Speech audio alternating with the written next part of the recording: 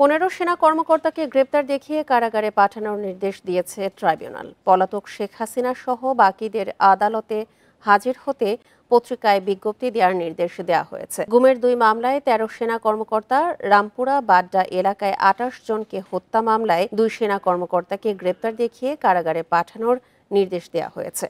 মামলার পরবর্তী শুনানি হবে আগামী 5 নভেম্বর।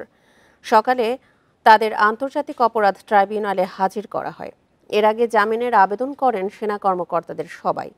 সকাল 7টায় কড়া নিরাপত্তায় অভিযুক্ত সেনা কর্মকর্তা সহ আসামিদের আন্তর্জাতিক অপরাধ ট্রাইব্যুনালে হাজির করা হয়।